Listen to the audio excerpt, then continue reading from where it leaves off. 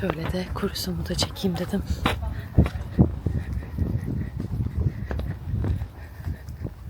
Şimdi konuşma sınavına geçeceğiz. Aradayız.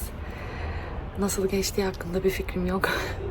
Sonucu görünce anlayacağım çünkü gerçekten bazı kısımlar zordu. Öyle.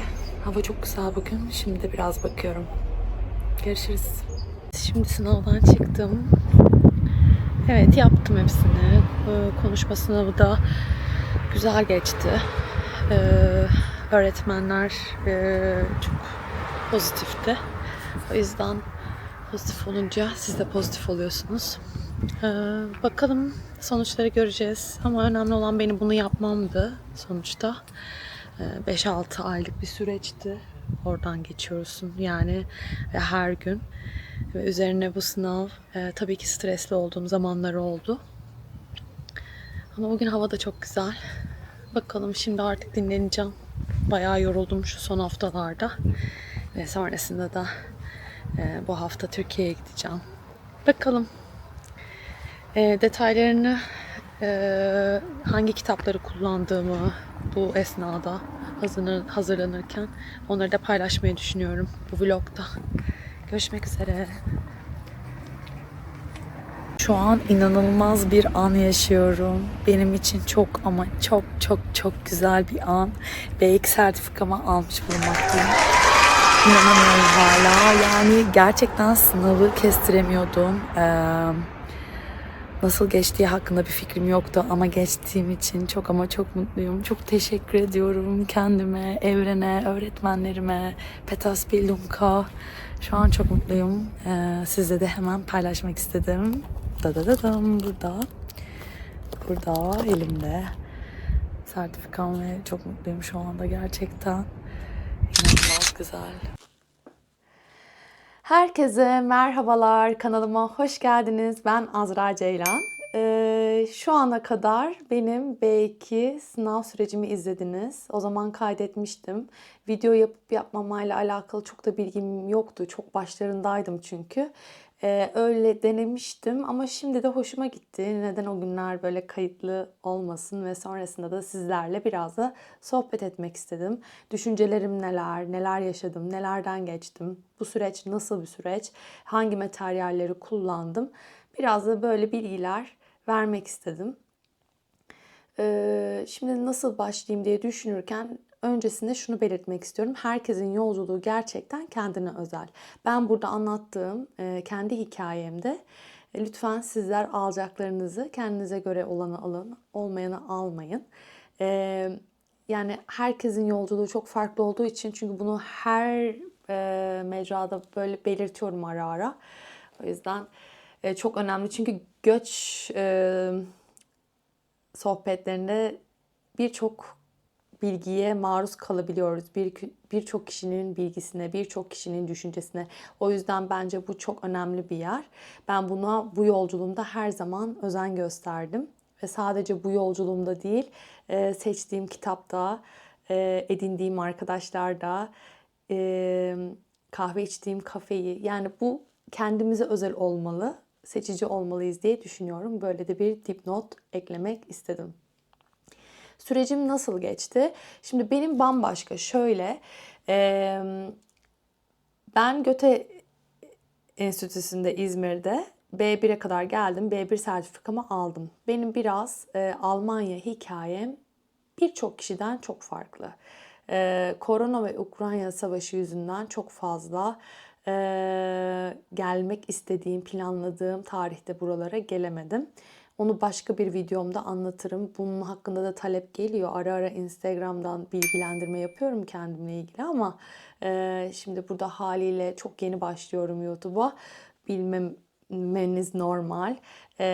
Onu da bir ara size anlatırım. Kendimce belki de biraz oralar çok beni çok yorduğu için biraz oralardan böyle ara ara kaçıyorum. Aslında yazısını yazmıştım blogumda ve onu yazdıktan sonra inanılmaz hafiflediğimi hissetmiştim. Sanki orada bir şey çıktı benden, yazmak o yüzden çok iyi geliyor. Belki onu da okursunuz. Aşağıya bırakırım. Evet, bak onu unutmuştum. Aşağıya bırakırım onu. Evet, planladığım süreçten biraz planladığım gibi olmadı. Şaşırdık mı? Hayır. Hepimizin eminim ki birçok hayatımızın başka yerlerinde bunu yaşamışızdır. Bu Almanya göç hikayesinde olmaz da atıyorum bir iş hikayesinde olur, bir ev hikayesinde olur, aile hikayesinde olur. Herkesin bu hayatta sınavları değişiyor tabii ki. Benim de bir sınavdı. O yüzden ben her zaman şunu derim. Almanya'ya göç etmek benim aslında ruhumun göçüydü. Yani kişisel gelişimimdi. Çok çok çok katkısı oldu ve hala da olmakta. Yolculuğum hala daha devam ediyor. Burada yaşayanlar bilirler. Yaşamayanlar da zaten tahmin edebilirler ya da yaşadıktan sonra bana hak verebilirler. Şimdiden herkesin de yolculuğuna kolaylıklar diliyorum öncelikle. Evet, B1'i aldım ben. Ama onun üzerine dediğim gibi bir sürü koronadır, Ukrayna savaşı girdikten sonra Almancadan uzak kaldım. Öyle olunca buraya geldikten sonra oturumumu aldıktan sonra kısa dönemli hemen bir e, opera gibi bir yerde staj yaptım geliştirmek için Almancamı. Çünkü çok uzak kalmıştım. O da böyle bir şans çıktı karşıma. Bana çok iyi geldi. Hiç aklımda yoktu. Ama hayat bazen bizi alıyor ve götürüyor çok güzel yerlere. Benim için de orası çok kıymetliydi. Ama sonrasında orada bana devam etmem için teklif de gelse de tabii ki ben şu anda iç mimarım. Hiç sahne tasarımı ya da sahneyle ilgili, opera ile ilgili bir düşüncem yoktu. Olabilirdi ama aslında daha önce ilk geldiğimde yapacaklarım listesinde yapmam gerekenler vardı. Onlardan biri Almancam, gramatik anlamda ve bir kursa giderek ilerletmek, daha iyi hale getirmek. Ve bir de ehliyet almak ve ondan sonrasında işte biliyorsunuz sıfırdan başladığınız hayatta yapmanız gerekenler burada. Herkes bir iş istiyor, para kazansın istiyor, mesleğini yapsın istiyor. Çok normal. Ben de bu süreçteyim. Bu arada burada tam böyle 2 yılım falan diyebilirim yani tam oturumu almamla birlikte. Sonrasında B1 sertifikam olduğu için ben B2 kursuna yazıldım burada ve devlet karşılıyor. Bu da çok bence güzel bir nimet diye düşünüyorum. Beni B1'i uzun zaman geçtiği için üzerinden hani bir seviye tespite soktular ve sonra okeylediler. B2'ye başladım. Tabii ki B2'ye başlayınca da wow dedim. Yani evet B1'de de zorlanmıştım. Şöyle gramatik anlamda B1'de en çok görüyorsunuz zaten hani tüm bağlaçları birçok şeyi. Ama B2'de de bayağı bir kelimeyle karşılaştım ve biraz da tabii ki B1'in tekrarı oradan buradan geliyordu. 5,5 aylık bir süreçti. Haftanın 5 günü 3-3,5 saat süren bir serüvendi ve şimdi geriye baktığımda gerçekten çok çok yoğun bir dönemmiş. Son bir ayı da zaten sınava hazırlanmakla geçiyor. İşlediğimiz kitap son bir aya doğru, evet son bir aya bitiminde şey olmuştum. Bitmişti ve artık biz hazırlık yapıyorduk. Böyle kitaptan da bahsetmişken hangi kitabı işlediğimizi şöyle de göstermek istiyorum. Oluyor mu? Işıktan biraz şey oluyor ama herhalde anlaşılır. Evet. Onun dışında bu kamera neden öyle olduğunu hala anlayamadım. Bir şey oldu.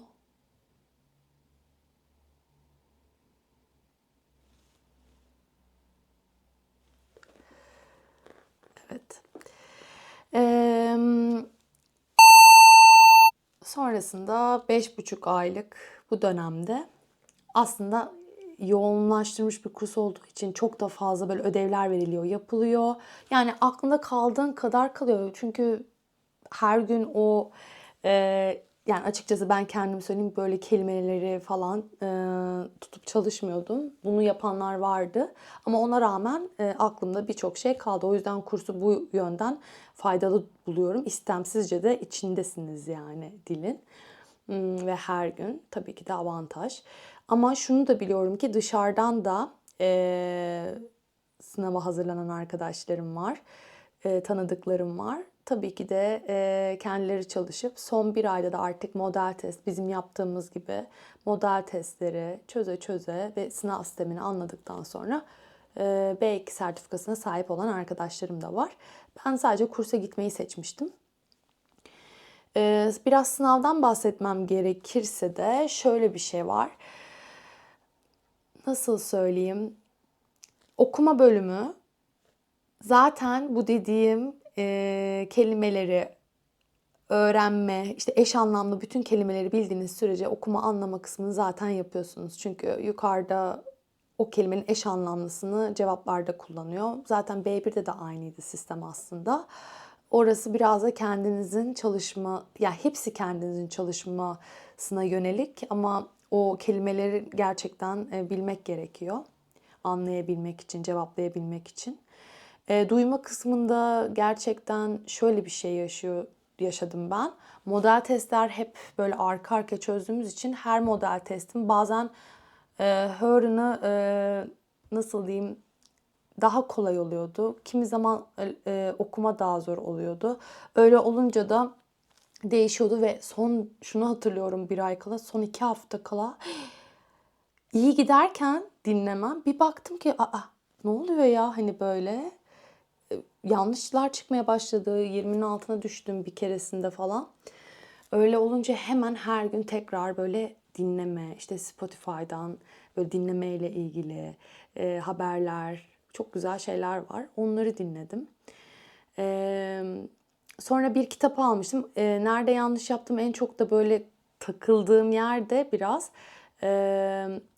böyle yazma ve dinleme kısmı var. İşte telefonla sana söylüyor. Sen orada dolduracak yerleri dolduruyorsun. Telefon numarası, isim falan filan, yapılacaklar falan.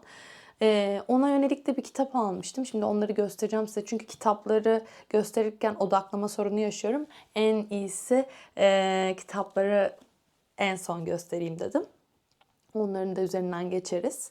Gerçekten sınav anında neyi ne kadar anladığınızı bilemiyorsunuz. Bana göre hepsini yapın ve her yerden puan kazanın. Yani boş bırakmayın derim. Ben de onu şimdi baktığımda gerçekten iyi ki de yapmışım. Çünkü o ilk kısımdaki yazma kısmı biraz daha böyle önceden çalışırsanız, bir kalıp oluşturursanız kendinize. Çünkü yapa yapa zaten o oluşuyor. Onda rahat edersiniz ve zaman kısıtlamanız da olmaz. Onun dışında konuşma kısmı şöyle, 3 bölümden oluşuyordu diye hatırlıyorum. Evet. Birinci bölümde 8 tane tema var ve bu tema hiçbir şekilde değişmiyor. Ve sizin en azından 7 tanesini bilmeniz lazım ki olasılıkları hesapladığınızda yani 7'sinde tam hazır olmanız lazım. Sunum yapar gibi onu böyle anlatıyorsunuz, o konu hakkında konuşuyorsunuz. Ona hazırlanırsanız iyisiniz. Yani iyi bir randıman alırsınız ilk baştaki girer girmez. Sonrasında zaten small talk gibi bir kısım var ikinci kısmında. O da gerçekten kolay. Onu kesinlikle yapacağınızı düşünüyorum. Ama üçüncü kısım biraz zorluyor. Çünkü bir probleme çözüm bulmaya çalışıyorsunuz partnerliğine. Bunların hepsi bu arada partnerle oluyor ama birinci kısım tamamen partneriniz yanınızda olabilir ama kişisel olarak herkes kendi konusunu anlatıyor, temasını. Üçüncüsünde yine partnerle böyle bir karşılıklı konuşma var ve o problem çözme kısmı. Oraya biraz asılmanız gerekiyor. Orası önemli. Onu öneririm ve ben bunu hazırlanırken YouTube'da da çok güzel arkadaşlarımız çok güzel şeyler yapıyor gerçekten. Ben Benjamin'in kanalını çok takip ettim. Yani olayı benim kendim şöyleyim. Benim önce mantığıma yatırmam gerekiyor bazı şeyleri. yatıramadığım zaman yapamıyorum. O yüzden hani o sınavın bütün her şeyini mantığına yatırma anlamında bana çok yardımcı olmuştu. Öneriyorum size. Ve şunu da iletmek istiyorum. En son kitapları mı göstereyim? Şimdi göstereyim. Bir saniye hemen. Şöyle de yaptım. Şimdi dediğim gibi bu bizim ders kitabımızdı. Bunun içinde alıştırma kitabı ile birlikte tek kitap. Bir tane böyle gramatik kitabı var. Onu öneririm. Şöyle.